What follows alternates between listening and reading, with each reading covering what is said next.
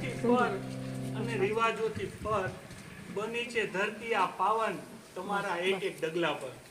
તો આવા જ સુંદર શબ્દોરૂપી પુષ્પો વડે પધારેલા તમામ અતિથિઓનું સ્વાગત કરું છું.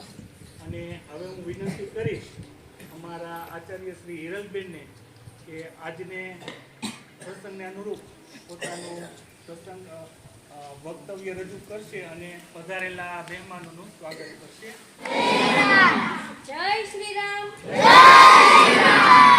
તો જય શ્રી રામના ઉદ્દેશ સાથે આજના પવિત્ર દિવસે શ્રી ધારેશ્વર પ્રાથમિક શાળાના આંગણે આપણે સૌ જોઈ રહ્યા છીએ કે શ્રી ઘનશ્યામભાઈ બાલુભાઈ સોજિત્રા એમના બાપુજીના સ્મરણાર્થે આપણી શાળામાં ખૂબ સારી એવી લાગણીથી અને સહયોગ આપી અને નવનિર્મિત 2 ઓરડાઓનું બાંધકામ છે એ આપણે સફળતાપૂર્વક સંપન્ન થયેલ છે. અને સાથે સરકારશ્રી દ્વારા આપણને કોમ્પ્યુટર લેબ અને ડિજિટલ ક્લાસરૂમ પણ મળેલ છે. તો આજનો પવિત્ર દિવસ આપણે એ માટે નથી કર્યો છે કે આપણને સૌને ખ્યાલ છે કે અયોધ્યામાં ભગવાન શ્રી રામના આગમન સાથે પ્રાણ પ્રતિષ્ઠા મહોત્સવ પણ છે. તો આનાથી વધુ સારો અને સુવર્ણ અવસર બીજો કયો હોઈ શકે.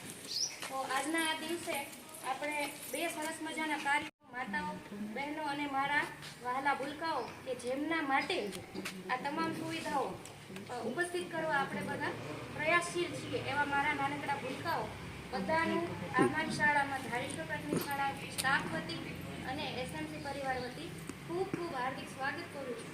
અને અપેક્ષા છે કે આપ સૌનો આશીર્વાદ અમને આવી જ રીતે મળતો રહે, દાતાશ્રીઓનો સહકાર થતો રહે અને દાનની સરવાણી તૂટતી રહે. તો આગામી સમયમાં આપણા બાળકો માટે, આપણા ગામના વિદ્યાર્થીઓ માટે એવી કોઈ પણ સુવિધાઓ કે અગવડ ન હોય કે જેના કારણે આપણા ગામના બાળકો ભણવામાં ક્યાંય પણ ઊણા ઉતરે કે ક્યાંય પણ અન્ય શાળાઓ કરતાં કે પ્રાઇવેટ શાળાઓ કરતાં પાછળ રહે પણ આપણે એક પણ તક મળે નહીં એવી રીતે આપણે સતત પ્રયાસશીલ રહીશું. અમારો શાળાનો સ્ટાફ અત્યારે શૈક્ષણિક રીતે ખૂબ જ પ્રયાસશીલ છે, ખૂબ મહેનત કરી રહ્યો છે. તો મારા શાળાના સ્ટાફનો પણ હું આભાર માનું છું કે આવા સરસ મજાના અવસરમાં તેમનો સહયોગ મને મળ્યો છે. અને દાતાશ્રીઓનો તો જેટલો ઘટે એટલું અમારી લાગણીના શબ્દો રૂપે સ્વીકારજો અને તમારું સન્માન કરવા માટે અમે એમને આમંત્રિત કરીએ છીએ.